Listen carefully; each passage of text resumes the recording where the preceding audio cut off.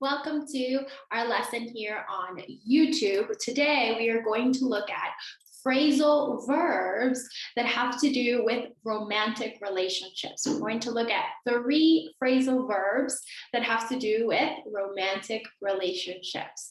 So before we begin, don't forget to subscribe, hit the notification bell to get notified whenever we post new videos every Saturday at 10 a.m. PST. Check out our Instagram and description box for more information on this class and the ones to come. So let's begin. So our first phrasal verb on romantic relationships is ask out.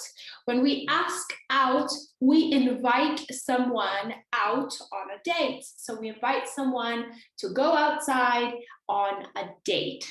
¿Ya? Invitar a alguien, salir, ask out es invitar a salir a alguien, okay? For example, they had been talking for a while, so she asked him out. Notice in this example, we introduce an object pronoun in the inside, yeah? An object pronoun. So we can say ask her out, ask him out, ask them out if it's a group, etc. Yeah, so we introduce the object pronoun in the middle. It interrupts a little bit the phrasal verb. All right, and we also have a native expression here. Esta es una expresión nativa en inglés. Ellos estuvieron hablando por un rato, ya, si lo traducimos literal, pero quiere decir que han tenido tiempo conversando, han tenido tiempo en el contexto romántico de que han tenido tiempo hablando, ¿ok? Esto es un contexto muy particular, creo que también se usa un poco en español, pero se usa bastante en inglés, ¿ya? They had been talking for a while, so she asked him out, lo invitó a salir, lo invitó a una cita, ¿ya? A date, una cita. Number 2, he asked her out for coffee. I hope they had a good time. Are you asking me out on a date?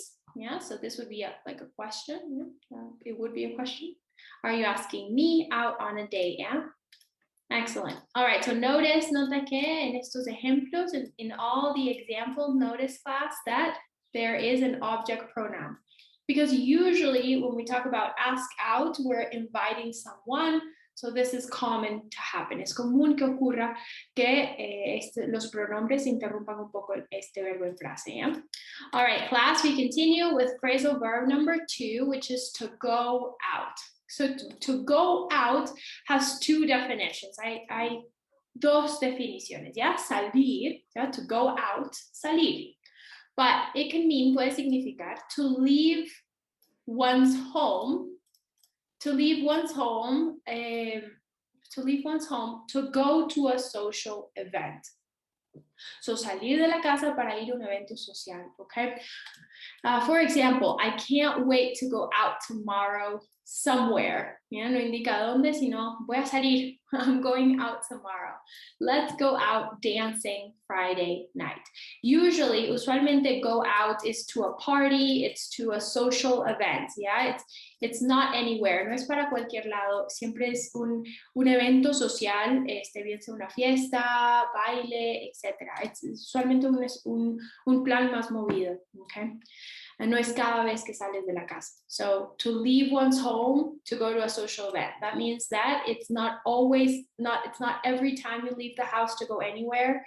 It's usually an upbeat plan, yeah? So definition number 2 is to carry on a romantic relationship, ¿ya? Establecer una relación romántica con alguien, ¿ya? This definition goes more with our class, with our class topic and context, ¿ya? Esta definición va más con el contexto de nuestra clase de hoy, which is to carry a romantic relationship. Number 1, for example, they are going out now, they're really happy together. So in English, we can say they are dating, yeah? It's a similar relationship. They are going out, they are dating, están saliendo, están juntos. Let's look at example number 2. They have been going out for 5 years now. They have been going out For 5 years now. Good. And let's look at example number 3. Yes, we are going out tomorrow. I hope it goes well. We went out on Saturday night and it was great. Hopefully we will go out again. So examples 3 and 4 have to do with this social event, but in a dating context, yeah? This is in a dating context. They are going out, they are going on a date. Van a salir a una cita, yeah? All right, class, let's look at definition number 3 at phrasal verb number 3, and our final one for today's class, which is to fall for. To fall for someone is to be captivated, to fall in love with someone. All right. You can also say for something, ¿no? En chistes también se puede aplicar quizás en diferentes contextos para algo también, ¿no? Esa cosa me cautivó, una comida or something like that. But normally, the context is to fall in love with someone, with a person, and to be captivated by a person. For example, he fell for her hard. She was so nice and they made a good couple. She usually falls for scientists like her. She feels like they understand her more. Their love story is so beautiful. They fell for each other at first sight, yeah? So, a primera vista, yeah? They fell for each other at first sight, a primera vista. Notice that fall is an irregular verb. This is in the simple past, yeah?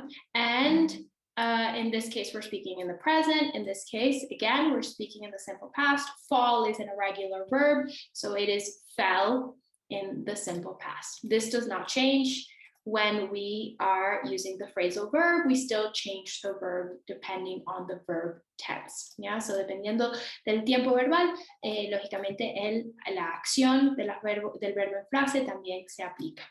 So class, we are finished for today. I hope these lessons are useful for you to understand more phrasal verbs and particular expressions we use in English in this context of relationships.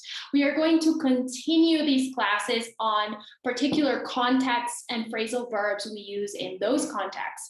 So look out for those. Please subscribe to our channel if you haven't already, and see you next class. Bye, class.